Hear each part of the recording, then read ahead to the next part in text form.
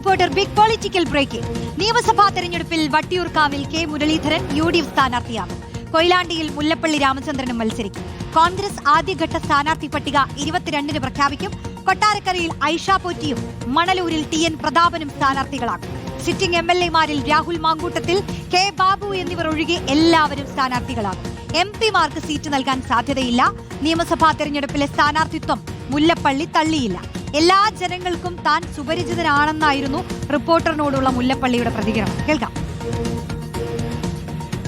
അഖിലേന്ത്യാ കോൺഗ്രസ് കമ്മിറ്റിയാണ് തീരുമാനമെടുക്കേണ്ടത്, ഹൈക്കമാൻഡ്. അന്തിമമായിട്ട് ഞാൻ യെസ് ഓർ നോ എന്ന് ആരോടും ഇതുവരെ പറഞ്ഞിട്ടില്ല. കഴിഞ്ഞ തവണ ഹൈക്കമാൻഡ് എന്നോട് നിർദ്ദേശിച്ച സമയത്ത് തന്നെ ആ ലോക്സഭാ ഇലക്ഷനിൽ ഞാൻ പറഞ്ഞു ഞാൻ മത്സരിക്കില്ല. അസംബ്ലി വന്നപ്പോൾ ഞാൻ പറഞ്ഞു എനിക്ക് 140 കോൺസ്റ്റിറ്റ്യൻസിൽ എനിക്ക് കോൺസെൻട്രേറ്റ് ചെയ്യണം, I will have to run around എന്ന് ഞാൻ പറഞ്ഞാണ്. അപ്പോൾ ഹൈക്കമാൻഡിന് അത് തീർച്ചയായിട്ടും അത് ഉൾക്കൊള്ളാൻ അവർക്ക് സാധിക്കും. ഇത്തവണയും ഹൈക്കമാൻഡ് ആവശ്യപ്പെട്ട് കഴിഞ്ഞാൽ ഞാൻ എൻ്റെ അഭിപ്രായം തീർച്ചയായിട്ടും രേഖപ്പെടുത്തും. പാർട്ടിക്ക് തീർച്ചയായിട്ടും ഒരു അനിവാര്യമായ ഘട്ടത്തിലൊക്കെ തന്നെ പാർട്ടിയോടൊപ്പം എല്ലാ കാലത്തും നിന്നൊരാളെന്ന രൂപത്തിൽ പാർട്ടിക്ക് അനിവാര്യമാണെങ്കിൽ തീർച്ചയായിട്ടും ഇത്തരം കാര്യങ്ങളെക്കുറിച്ചൊക്കെ തന്നെ ഞാൻ ഗൗരവത്തോട് പരിഗണിക്കുന്നതാണ്. എന്നെ ആരെയൊക്കെ പരിചയപ്പെടുത്തി കൊടുക്കേണ്ട കാര്യമില്ല. ഞാൻ കുട്ടിക്കാലം മുതൽ ഈ കോഴിക്കോട്ട് നിന്നാണ് എൻ്റെ രാഷ്ട്രീയം തുടങ്ങിയത്. ഒരാളെ സംബന്ധിച്ചിടത്തോളം അദ്ദേഹം പോപ്പുലർ ആവുക എന്ന് പറഞ്ഞാൽ അദ്ദേഹത്തിൻ്റെ പേഴ്സണൽ ക്രെഡിബിലിറ്റിയാണ്, ഇൻറ്റഗ്രിറ്റിയാണ്, പിന്നെ അദ്ദേഹത്തിൻ്റെ ഒരു പ്രോബിറ്റി ഇൻ പബ്ലിക് ലൈഫ്.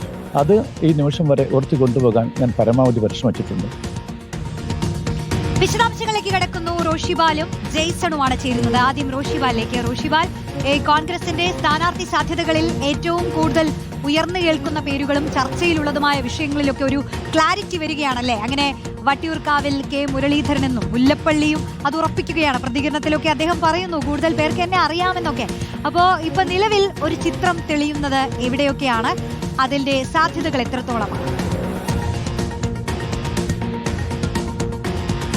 റോഷി, ആദ്യഘട്ടത്തിൽ സിറ്റിംഗ് സീറ്റുകൾ, തർക്കങ്ങളില്ലാത്ത സീറ്റുകൾ, അവിടെ സ്ഥാനാർത്ഥികളെ പ്രഖ്യാപിക്കുക എന്നതാണ്. ഇന്ന് KPCC അധ്യക്ഷൻ സണ്ണി ജോസഫും ദീപദാസ് മുൻഷിയും സ്ക്രീനിംഗ് കമ്മിറ്റിയുടെ അധ്യക്ഷനായ മധുസൂദൻ മിസ്ത്രിയുമായി ആശയവിനിമയം നടത്തുന്നുണ്ട്.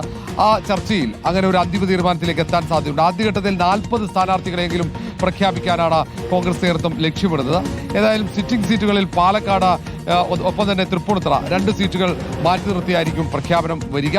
നിലവിൽ തിരുവനന്തപുരത്ത് വട്ടിയൂർക്കാവിൽ കെ മുരളീധരൻ, കൊട്ടാരക്കരയിൽ ഐഷ പോറ്റി, മണലൂർ സീറ്റിൽ TN പ്രതാപൻ, കൊയിലാണ്ടിയിൽ മുല്ലപ്പള്ളി രാമചന്ദ്രൻ, ഇങ്ങനെ 4 പേർ ഏതാണ്ട് തീരുമാനമായി കഴിഞ്ഞു എന്നാണ് അറിയാൻ കഴിയുന്നത്.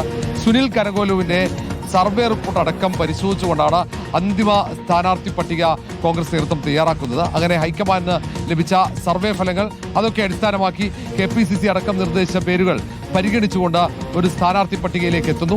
2ാം ഘട്ട സ്ഥാനാർത്ഥി പട്ടിക അതൊരു പക്ഷേ തെരഞ്ഞെടുപ്പ് പ്രഖ്യാപിച്ചതിന് തൊട്ടു പിന്നാലെ ആയിരിക്കും. അതോടുകൂടി മുഴുവൻ സ്ഥാനാർത്ഥികളെയും പ്രഖ്യാപിക്കും. അങ്ങനെ സീറ്റ് വിഭജന ചർച്ചകളും ഒരു ഭാഗത്ത് പുരോഗമിക്കുന്നുണ്ട്. അതുകൂടെ പൂർത്തിയാക്കണം. 2ാം ഘട്ട സ്ഥാനാർത്ഥി പട്ടിക പ്രഖ്യാപിക്കണമെങ്കിൽ തർക്കങ്ങളില്ലാതെ വിജയസാധ്യത മാത്രം മാനദണ്ഡമാക്കിയുള്ള സ്ഥാനാർത്ഥി നിർണയത്തിലേക്ക് തന്നെയാണ് കോൺഗ്രസ് നേതൃത്വം പോകുന്നത്. റോഷ്നി, യെസ്, അപ്പോ മണലൂരിൽ TN പ്രതാപിന്റെ കാര്യം ഒന്ന് ചോദിക്കാം. ജെയ്സൺ ചേരുകയാണ്. ജെയ്സൺ, അങ്ങനെ ഉറപ്പിച്ചു അല്ലേ? അപ്പോ അവിടെ നടക്കാൻ പോകുന്ന ഒരു സൂപ്പർ ക്ലാഷ് ആയിരിക്കുമോ? റോഷ്നി, തൃശൂർ ജില്ലയിൽ 2 സീറ്റുകളാണ് ഇപ്പോൾ കോൺഗ്രസിന്റെ കാര്യത്തിൽ തീരുമാനമായിരിക്കുന്നത്. അതിലൊന്ന് സിറ്റിംഗ് സീറ്റായ ചാലക്കുടിയും മറ്റൊന്ന് മണലൂരുമാണ്. മണലൂരിൽ TN പ്രതാപൻ സ്ഥാനാർത്ഥിയാകുമെന്ന കാര്യത്തിൽ തീരുമാനമായി കഴിഞ്ഞിരിക്കുന്നു. അദ്ദേഹം പ്രാഥമികമായ പ്രവർത്തനങ്ങൾ അവിടെ ആരംഭിച്ചു കഴിഞ്ഞിരിക്കുന്നു. മണലൂരിൽ TN പ്രതാപൻ വരുമ്പോൾ 2 തവണയായി നഷ്ടപ്പെട്ടു പോയ മണലൂരെ തിരിച്ചു പിടിക്കാമെന്ന ഉറച്ച വിശ്വാസം കോൺഗ്രസിനുണ്ട്. അത് TN പ്രതാപന്റെ രാഷ്ട്രീയ ചരിത്രം പരിശോധിച്ചാൽ മനസ്സിലാക്കും. LDFന്റെ കുത്തക സീറ്റായിരുന്ന നാട്ടിക, അന്നത്തെ കൃഷിമന്ത്രിയായിരുന്ന കൃഷ്ണൻ കണിയമ്പറമ്പിലുമായി മത്സരിച്ച് ആ നാട്ടിക സീറ്റ് UDFന് പിടിച്ചുകൊടുത്തത് TN പ്രതാപനായിരുന്നു. തുടർച്ചയായി 2 തവണ നാട്ടികയിൽ അദ്ദേഹം MLA ആയി. പിന്നീട് അത് സംവരണ സീറ്റായപ്പോൾ കൊടുങ്ങല്ലൂരിലേക്ക് മാറി. കൊടുങ്ങല്ലൂരും LDFന്റെ കോട്ടയായിരുന്നു. ആ സീറ്റ് TN പ്രതാപൻ തിരിച്ച് കോൺഗ്രസിന് തിരിച്ചു കൊടുക്കുന്നു.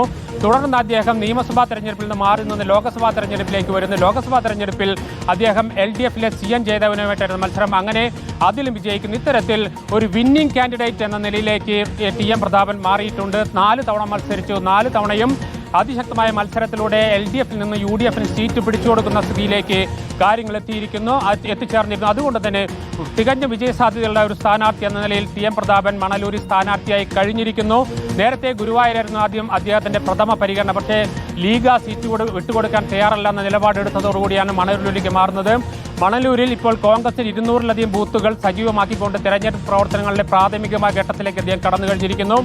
UDF പ്രതീക്ഷിക്കുന്നത് ഈ UDFന് തൃശൂർ ജില്ലയിൽ ജയിക്കാൻ കഴിയാവുന്ന ഏറ്റവും പ്രധാനപ്പെട്ട മണ്ഡലങ്ങളിലൊന്നായി മണലൂർ മാറുമെന്നാണ്. ആദ്യം 1957 LDF ആണ് അവിടെ, CPM ആണ്, CPI ആണ് അവിടെ വിജയിച്ചതെങ്കിൽ, ജോസഫ് മുണ്ടശ്ശേരിയാണ് വിജയിച്ചെങ്കിൽ പിന്നീട് TM പ്രതാപന്റെ ഗുരു VM സുധീരനിലൂടെ നിരവധി UDF കോൺഗ്രസ് അത് നിലനിർത്തി. ഇപ്പോൾ വീണ്ടും TM പ്രതാപനിലൂടെ നിലനിർത്താമെന്ന പ്രതീക്ഷയുമായി മുന്നോട്ട് വരികയാണ് റോട്ടിനെ. യെസ്, ജയ്സനാണ് വിശദാംശങ്ങൾ നൽകിയത്. ഈ VM സുധീരനെയും റോസമ്മ ചാക്കോയെയും പോലുള്ള കോൺഗ്രസിന്റെ മുതിർന്ന നേതാക്കൾ മത്സരിച്ച് കയറിയ മണ്ഡലമാണ്. അവിടെ പ്രതാപൻ കളത്തിലിറങ്ങുമ്പോൾ ഒരു സൂപ്പർ ക്ലാഷ് ഉണ്ടാവുമെന്ന് പ്രതീക്ഷിക്കാം. എന്തൊക്കെ സംഭവിക്കുമെന്ന് കാത്തിരുന്ന് തന്നെ